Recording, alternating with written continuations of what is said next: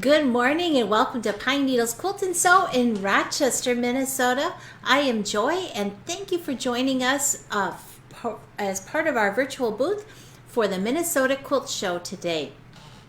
This topic during this time together is going to be the walking foot versus dual feed. With our BERNINA machines, many of the models, and actually starting at the 570 Quilters Edition on up, we have this amazing feature built into our machine called integrated dual feed. What this device is you simply reach behind your machine and you lower an extra little walking foot into place. Walking foot isn't really the right term because the integrated dual feed has some little grooves on it, and it's centered in the middle of your foot and in the back. It's unobtrusive, it doesn't hinder your vision, and it doesn't take up any space in your creative area that you're working. But it provides a big impact. It helps span that big 9mm stitch width and the wide feed dogs that are there, and helps move your fabric from front to back. Now the action of that dual feed is, again, as I mentioned, in the center of your foot, and it's drawing your top fabric to the back so you have matched fabrics.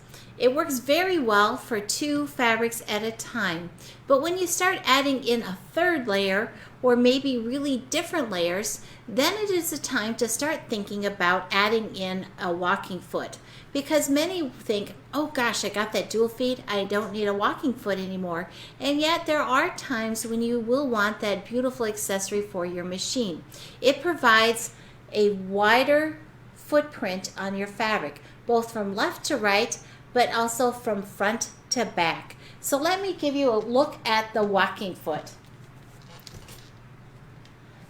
The BERNINA Walking Foot is called the 3-sole walking foot. It is foot number 50 and it comes with seam guides. Seam guides are very helpful when you're trying to quilt evenly across an area. This happens to be 2 layers of cotton with soft and stable in the middle. Now on this particular project, I just used my dual feed on my 880, but I could have easily have put my walking foot on and achieved same results. Because I had bonded my 2 cotton fabrics to my soft and stable with 505 spray, no shifting was involved. But had I not done that, the walking foot would have been a really good choice to employ to do that quilting. Now with the walking foot, how it works, if you've not experienced this before, it will connect to your machine like any other presser foot that goes on your machine, but there's a special fork. And this fork is designed to go over your needle bar screw. So that screw where you exchange your needle, this fork will go right over the top. Every time your feed dogs lower and move, this is of course going to go up and down, and it's going to walk your fabric forwards to backwards, and it's going to provide a really big footprint on your fabric to firmly support the fabric and bring it from front to back. This allows for all of those multiple layers of fabrics to shift at the same time. This is Susie's favorite tool for binding, and in a moment I'll go to the machine and I'll put both the walking foot on, and I will use my 97D foot with dual feed to sew the binding, and you can look to see how they work differently. But at this time, what I want to highlight is that there are 3 soles that come with a walking foot. The one that I have on here now is the open toe sole. It most closely resembles foot number 20. It is very visible, the area you're stitching in the front, and it is a really nice option actually for when you are binding, so you can see where you are going. Or Brenda likes this particular sole on her walking foot when she is quilting larger quilts. The nice thing about this walking foot is that it's open. You have 5.5mm of space, so you can easily add a side-to-side stitch with this foot, and you also can see with this particular sole where you are headed. So there are lots of great references out there. Before I take a look at the other 2 soles, There are two books that are really wonderful. There is the Walk book, and this is the Walk 2.0 book, I think. And it has lots of ideas for how to quilt your quilt using a walking foot. You can pre-order this on our website, or you can stop in the store and special order it. And then there's also the original version.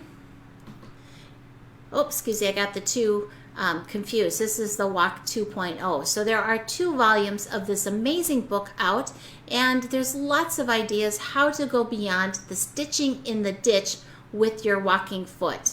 I'll highlight another resource shortly. But meanwhile, I'm going to dig into my bag here, and the other sole that comes with your walking foot is very similar to our foot number 1. It has support in the front to hold your fabric down, and of course it's got the area for your stitches to be formed. There are times where you might be creating a bulkier side-to-side stitch, and if the fabric isn't supported in the front, you might get some eyelashing happening on your quilt. If that occurs, then it's a good idea to switch over to the sole that has the support in the front as well. The third sole that comes with this walking foot, and I love this particular one, is similar to the number 10 foot or the edge stitch foot. Many people call it the walk in or the stitch in the ditch foot because the fin can be guided along the ditch of a fabric. It helps press the fold over to the side, so when your stitches are formed, they actually land in the ditch.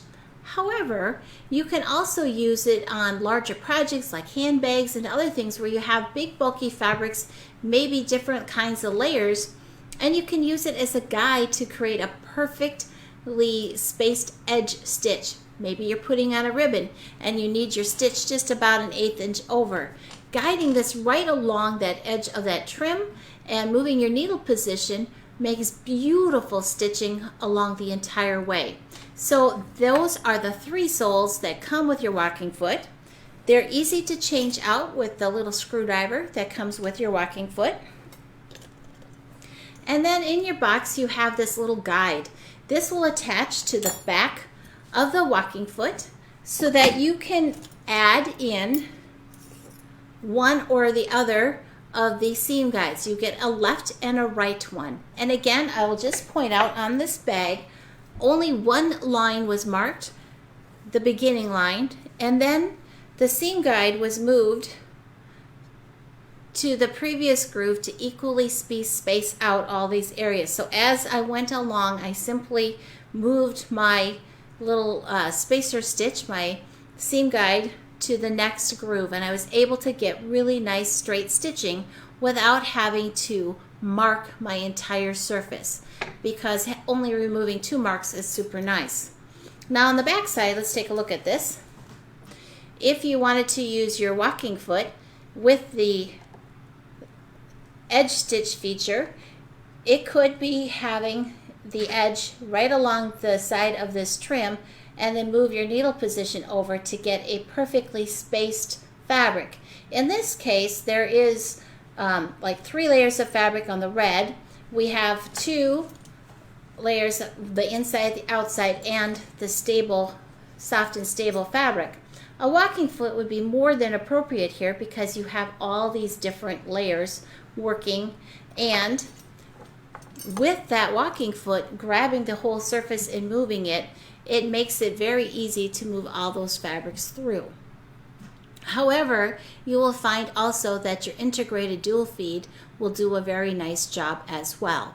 And this is one of the reasons when people are looking for a machine, they might choose to pick a machine in the range that has that beautiful integrated dual feed system built into their machine. So let's go to the sewing machine here, and I'm going to attach, I have the 97D foot on my machine at this time. Actually, before we do, I want to show you a little setup. Let's take a look at the front of the machine.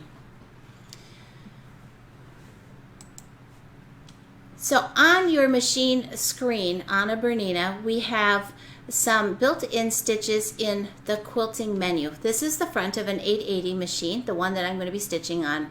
When I open this up, There are some stitches in the quilting menu on all of the models that have some stitches that are specific to a quilter's need, and I'm going to just briefly cover them. The first one is the Quilter Secure, where it adds little stitches at the beginning to secure your thread in, and then it defaults.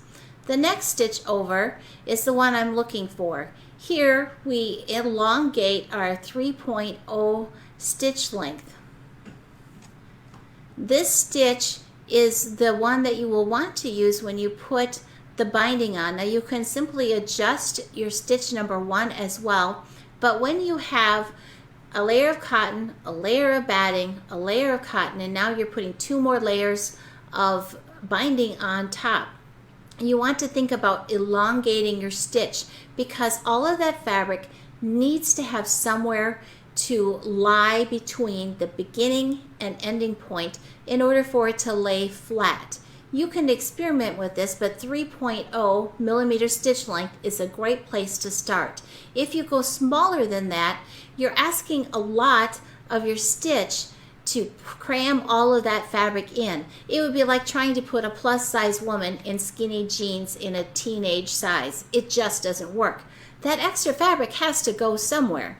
And let's go to the machine and check this out.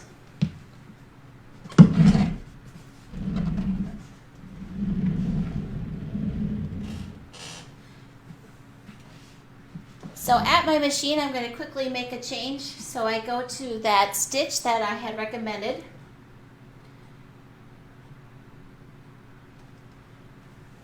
I'm going to go ahead and put my fabric under my foot. I have a 97D foot on, and I have the integrated dual feed drop down in the back to help draw the fabric from the front to the back so I get nice even stitching. I just have a binding strip set up here. I'm going to go ahead and line it up with the edge of my fabric.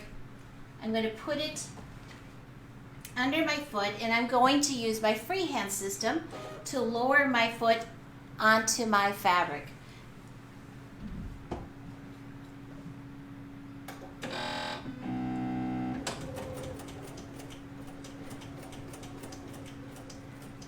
As I sew, you can see this wipe device in the back, and it's moving the fabric, and I'm talking about this piece right here. It's moving the fabric front to back. I'm going to take a few more stitches, and then I'm going to put the walking foot on.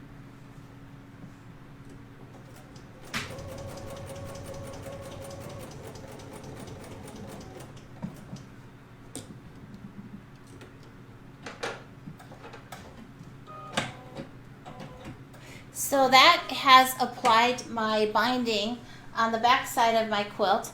Again, my stitch length is elongated to a 3.0 size.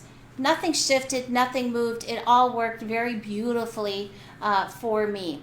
You can also, in your home studio, experiment with whether or not you need to increase or decrease your presser foot weight to get a good feed through. Mine is set up at 50 at its standard weight at this time. I'm going to pull down on the back of my dual feed, remove my 1/4 inch foot, and go ahead and put my walking foot on. Let's go.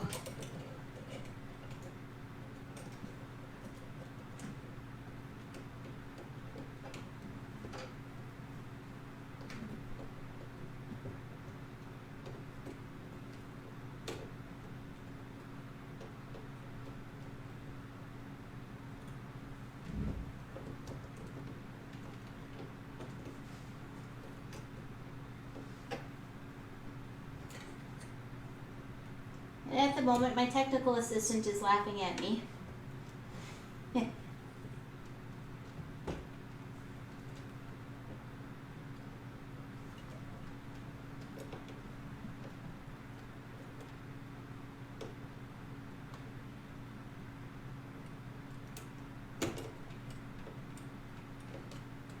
I see the problem. My lever is down, and it's hindering the movement of attaching my walking foot. And of course, working from the side,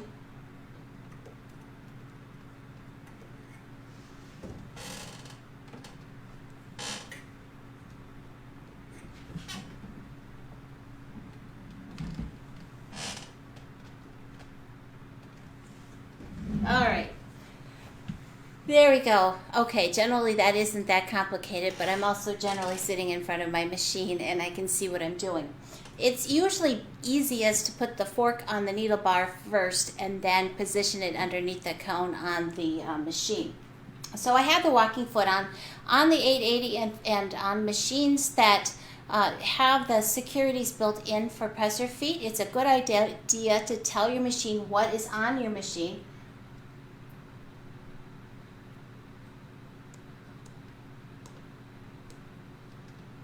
So I'm going to do so, and I have on the 880, when you have the walking foot on your machine and you've told your machine that it is in place, it will disable your automatic threader, because if it were to swing out, it would hit the needle bar, and it is a safety feature on the 880 in this particular case for the walking foot. So at this time, I have the foot on here.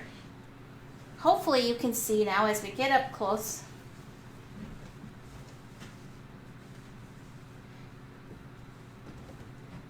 that this has a larger footprint. I can still see my guide here on my foot, and my fabric is guiding right along the inside edge of the walking foot here. And as I go, it has, like 1.25 inches worth of surface.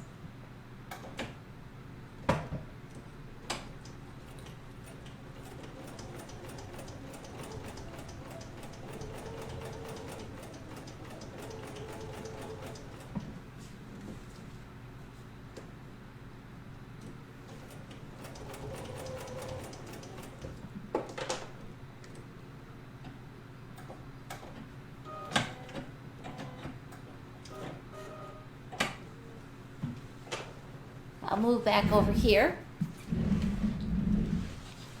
So the thing that I want to point out is that when the walking foot sits on the surface of your fabric, the entire surface goes way over here. You have a much larger bite of fabrics that feed through your machine than when you have a standard foot sitting on your machine. There's all that extra space, and therefore you have more grabbing ability as you go. Now there are lots of options. There's no right or wrong answer as far as whether you use a standard foot on your machine with the dual feed, with or without, or you use that walking foot. But the question does come up, what's the difference, and why would I still need a walking foot when I have the dual feed brought into our machine? So hopefully that answers that question or clarifies it a little bit more visually for you. For myself personally, I love to use the integrated dual feed whenever possible, because I have a better view in the front of my working area. However, that walking foot is pretty impressive with that wide footprint, and you really need to choose for yourself what is the best choice to get the result you're looking for. Now, in addition to those 2 feet, I also want to bring up another book, because actually I'm going to bring up 2 books. As creators of quilt tops, there's this wonderful resource, and it is called the 99 Machine Quilting Designs. It is a wonderful idea book. It is free motion and walking foot friendly, and a nice resource for you to have for ideas for how to finish your projects. Table runners are great places to play because they are a small investment in time and in money in the fabric, and quite honestly, people spill food on them and they get washed, and they're something you change out. Quilts are a bigger investment in time, and they're harder to maneuver when you're learning. So think small, make some table runners, play, and allow yourself that opportunity to grow as a quilter. Now, another favorite resource is put out by BERNINA, and it's called the Big Book of Quilting, and it has information about the long arms. It has information about all sorts of things, about pressing, about using the cutwork tool, about how to set up your fabric. There's just general wonderful information in this book, and it's called the BERNINA Big Book of Quilting, or Machine Quilting. And I also want to point out right now at the store we do have some specials on feet purchases, and They will last through the end of tomorrow. We are open 10 to 5 during the week, Monday through Friday, and 10 to 4 on Saturday. We welcome you to stop in and take a peek. We have some wonderful machine specials, and hopefully if you're kind of on the fence of which machine, the last 2 days I've done several videos introducing you to each of the models and comparing and contrasting between those choices. There are wonderful people at the store manning the telephones, the cash registers, ready to give you a demo on your dream machine. And of course, you are always welcome to email us at PNQS, and we will get you the information you need. Thank you for joining me. Remember to tune in today at 1 o'clock for a bonus Marcia/Alyssa Enjoy show. We will be highlighting some new things that we have been sewing on, as well as other resources to help you become a better quilter and maker. Thanks for joining me this morning virtually. I appreciate the time you have given me, and I look forward to seeing you in the store. Have a good morning.